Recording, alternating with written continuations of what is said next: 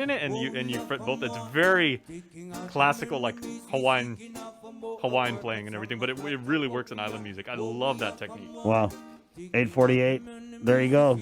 Little insight there. Jay, let me tell you guys, is a really badass guitarist. Don't even say anything about me playing guitar. You are badass, my friend. Really, I'm gonna get him to bring before Mama Bree comes back. You got to bring the guitar in. We should do that. We should have a jam session. Yeah. No, just you jam. Does Senator Moylan, does he play any instruments?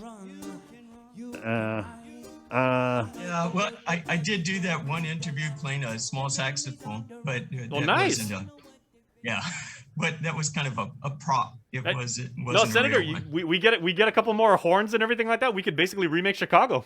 Wow, that's a lot of horns, though. Yeah. Take me back to Chicago. Yeah, nice. Jay, if we could just get you to do like Eruption or something. You can play Eruption, right? I think we can make that up. Yeah, I mean, in tribute to Eddie, rest in peace. Yeah. Okay. Good morning. 8:49, April 21, Wednesday. Senator Jim Moylan in the KUAM News Zoom room here. Good morning, Senator. Hey, morning, Chris. Jason, good morning. Good morning. Let's just go ahead and start. I know that you had written a letter yesterday about ballrooms. Found it kind of interesting. What type of what are you saying basically in this letter, Senator? That this was to the Gov, or was this to Art St. Augustine? It was to Art, Director, Public Health there, regarding the guidelines they still have in place for ballroom activities. It's still at 50 people, not 50% of the ballroom capacity, but 50 people. And recently, the governor has allowed us to have a 75% capacity in dining facilities, in the restaurants, with those tables, of course, 6 feet apart. And but we're now at 75% capacity, which is a good thing for the small businesses in the restaurants, right? You get more people inside, more people sit down, more people buy their food. Happy for that. I'm asking Director Art St. Augustine, why don't we allow that also for the ballrooms at the hotels? For them just to be at 50 people, it's their cost as a ballroom, is not, it doesn't make any, it's not profitable for them to do that. But if you allow the ballrooms to also have the 75% capacity, which they are large, right? These are large. We've had great functions in our hotel ballrooms. Give them that 75% capacity as well. Allow them to put this table 6 feet apart. Allow them to enforce the no mingling in the hallways. Sit down, serve meals. It's like just a large restaurant at 75% capacity. So I'm asking that we look at that. And I think the hotels will be putting more people back to work. And we're helping our economy recover too. And we're coming up to graduation time. People want to have celebrations, and we know this is a new way of our living on Guam. And we just have to be cautious with our wearing our mask and watching our social distancing, and then we should be able to do so. So I'm hoping for an answer on that quite soon, and like to see that move forward. If we can't, then just explain why we can't. Well, I think it's also interesting that you can operate at 75% of your capacity as a restaurant or dine-in or whatever, but in observing the 6-foot social distancing, what I hear from some restaurant people is that they can't get to the 75% because they got to put everyone 6 feet apart. Yeah, they reduce their capacity indoors. That's correct. Where we can have, probably will be the same as the ballroom, but we can have more than 50 people in a ballroom that used to hold hundreds of people, right? So reduce that by 25%. It will still allow for better for the hotels to bring in their employees, because we should have there should be a profit made, and also the service will be allowed for the customers that are looking forward to coming back into these activities, and still making sure we monitor what public health is saying to ensure our safety and we don't have another outbreak. You also had written a letter to, was this BBMR? What's this about? A FOIA request, information associated with a specific tax payment? Right. So I believe the CRER just came out yesterday. I haven't had a chance to review that. But we're hoping for, of course, more money generating into the general fund coming from the corporate tax that is collected and the employees tax as well. It's also tax time, right? And we're looking at what we're hoping to receive some confirmation on large tax payments made. And it should give us a boost. So I'm asking Lester, hey, have you seen some large increases, right? From maybe economic, that will basically boost our general fund. And we're expecting to hear some positive information on that. And we just need some confirmation. And if we are getting this large increase by a contributor or multiple contributors, I think it's important that the senators know about this. And I like to see that that large increase go into some measures that are already out there to get back into the people's hands. Specifically, if Lester is able to confirm with us, I really want to push the RISE Act, the payment of the RISE Act for the people, which was lapsed into law, as you discussed on your program many times, by the governor, and which we've heard some questions from Adelup asking, should we pay the RISE Act? Because the American Rescue Plan includes a $1,400 stimulus payment, which is more than the RISE Act. And the feedback, of course, that was given from a lot of us, to include myself, was yes, of course, you should still pay the RISE Act from this American Recovery funding that's coming in, over $600 million. Why not pay the people additional money? So and then we had the AG look at it and said, yeah, you can pay it out, Governor, you can pay it out. So now we have a possibility of a large influx of tax payments being made here that I'm asking Lester to confirm. And if so, then I want to ask again for the governor to dedicate this money to paying the RISE Act. So I'm hoping for positive feedback on that. I just need confirmation first. And just identifying that as additional monies that we can use to pay the RISE Act. If the governor does not wish to use the American Rescue Plan money from the federal funds, well, here's general fund. And in the RISE law, the RISE Act law, it's either general fund or federal funds that can be used. Federal funds priority and then general funds thereafter. So again, more reasons why we can pay out the RISE Act, and that's the main purpose. And if not, then please, Lester, just let me know. You were one of the chorus of voices, to include procurement oversight, Senator Sabina Perez, Vice Speaker Tina Munia Barnes. I believe Senator Frank Blas Jr. has also piled onto this issue of emergency procurement for the government of Guam's financial management system. I saw a release from the Vice Speaker yesterday that she had met with Ed Byrne, and the tone of the release was kind of like, oh, Ed Byrne explained everything. It's all in the up and up. Nothing to see here. Move along. I mean, that was the gist I got from the release. They even had a nice photo with the Vice Speaker sitting down with Ed Byrne. Your thoughts on that? I mean, is that a good enough? I mean, what else is Ed Byrne going to say? No, please.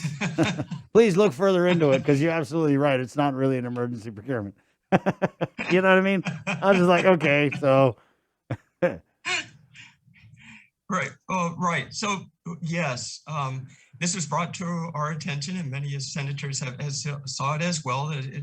Initially, the OPA, BJ Cruz, has, in his review, focused our attention onto this, going back to that executive order 44, and then following up with another executive order which overrode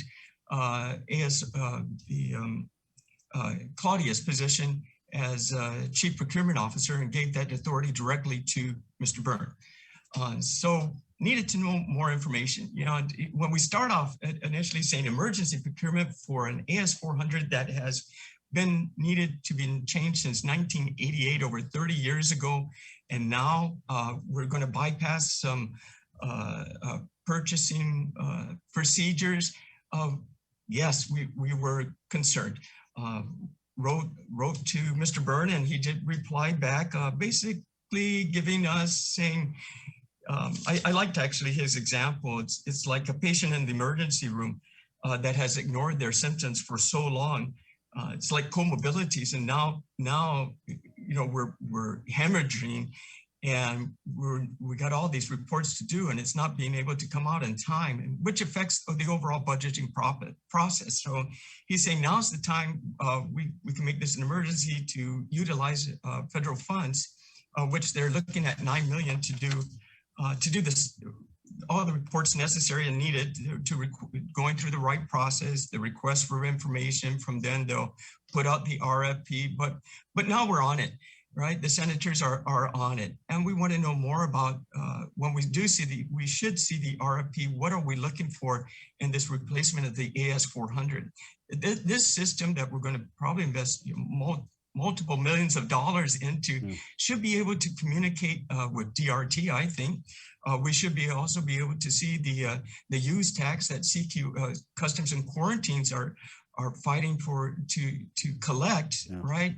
This system should be a Cadillac of a system, or Mercedes of a system. Senator, when we always hear something right. I mean, just kind of like in talking with different agencies over the years, you always hear, like, for example, the courts computer system doesn't connect with DOC, or, GPD can't go into this or whatever. You know what I mean? We always hear that their agencies, they can't talk to other agencies because of these different like systems that they're on. So, I mean, I get it. I get that, it's AS400. I mean, there's a million jokes about this system, but I think no one is really arguing that a new system is needed. I think the question is the process in which we secure one, right? Which, to me, it doesn't seem like an emergency. Like, do we really need one? Sure. But an emergency that has stretched on for 4 months, it's kind of seems like a little much. And then to find out that they've already had a lot of responses to this RFI, I don't know. To me, it just seems like there's a lot going on outside of the public eye that we're only just now finding out about. Basically, because you guys were alerted by the media again. You know what I mean? This was just a little tiny item in a December executive order that got by all of us. We had seen it, passed it around to a bunch of different people, and now everyone's kind of piling on it, which is good. But then there was another EO that came out in March that basically took all the procurement authority away from the chief procurement officer, and I'm guessing now it's being handled by Ed Byrne. But, knowing Claudia Agfaji, for them to take her out of the equation probably means that she didn't want to dance the way that they wanted her to dance. Right. Yeah, that started back in December with Executive Order 44, right? And then April now, and said, what is happening? And Claudia was relieved of her duties of assisting with that. And she's a stickler for details and processing, and now that was overstepped. But now that we're on this, we want to ensure, and it goes back to what we're talking about, just transparency, right? It may all be up and up. Just transparency, guys. Unless we can see this and we can address it and we can ask questions, that's all we're wanting to do, really, to ensure that it's proper. This is taxpayers' money. Federal taxpayers, local taxpayers, and this process is supposed to help the island, and how the best way to do that is our concern. I'm just hearing the governor right now. I don't know what's this talk about transparent. We're the most transparent administration ever. We're transparent on our spending. We're transparent on our hiring. So I get it. She thinks they're the most transparent administration ever. But if that's the case, why is that the only thing we ever talk about whenever we get these senators on? It's like a broken record. Transparency, accountability. God, my head's going to explode. You guys are killing me. Jason can play a good tune with that on the guitar, and we can get a rap going. You know? Right. Oh, How do you a say rap. that in Chamorro? Oh, Chamorro Yeah. rap. Yeah, transparency. Yeah, how do you say transparency in Chamorro? Well, Transparency. I think Senator, it's see-through. see through, right? Senator, was there? I want to say I thought I saw something else from you. Well, we do, of course, we're understanding we had the funds here from the American Recovery Act. And I've been for a couple of months now, been asking for a plan coming from Adelup. And recently, I just saw a letter coming from Adelup Yeah. to the speaker and to the minority head as well, asking that we all sit down together to discuss a workable plan. Let's we're having a workshop together, and that's a good start. And I can tell you I've already introduced at least 6 measures that I think are important to help the people of Guam with this American recovery money coming out that is here already, over $600 million. And the governor has expressed her desire to keep the government shortfalls so we can provide those critical services necessary for the island to function. Also, her interest into the new hospital and health facilities that are in crucial need. And then also, of course, her wanting to help the people of Guam too. So our measures are, number one, we want to fund the RISE Act. Let's pay that out. We also introduced the measure for Displaced Employee Workforce Initiative Act, which would grant employees to be paid with this RISE Act money for employers to have an annual salary paid with that so they can start up once again. Initiatives for new businesses, brand new businesses that want to get started as well, and for folks to pay their utilities, for folks to pay their rent also. So several, at least six measures that are already listed in the books that I'm hoping for a public hearing. So I'm going to ask the governor, as she has invited us, to meet and discuss this. These are, I think, great plans. There's also a $500 credit card plan that we introduced to use at any facility on Guam, listed with Department of Revenue and Taxation to spend to either buy your children's clothing, buy your gasoline, buy your food, your necessities that the people of Guam feel are important to them. So I got these measures already in place. The governor gave us a deadline to the end of the month, but I'm hoping for a meeting this week. And if the governor can put this into an executive order, it will bypass all the procedures of what we had to do at Congress building. If she feels it's important, here are some.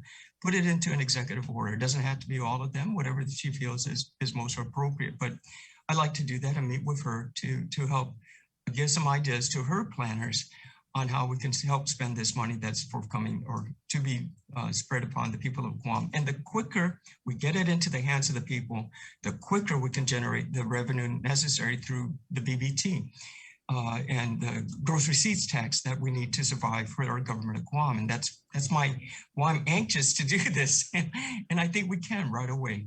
Well, it's your chance. You guys been saying you want a seat at the table with this $600 million from the American Rescue Plan. So it looks like the governor. You can do that with your finger on your $600 million. All right. Thank you, Senator. Appreciate it. I appreciate it too as Good well. luck. Thank Good you, luck. Jason. There you go. Adjust. Yeah, that's going to be a fun meeting. A meeting like that, I wish it was public, but they're not really much for public transparency and openness in this administration. They're not. That's something like that should be broadcast, streamed. You know what I mean? Right? Should be. Why would it be secret? Anyway, so yeah, this letter came down from the governor, and it was basically like, all right, quit your whining. We're going to meet. Get your priority list ready. That's what it was. It was really like that. Oh, God, you guys going on the link? I hear you complaining all the way from Adelup. So she wrote a letter. They're going to have a meeting.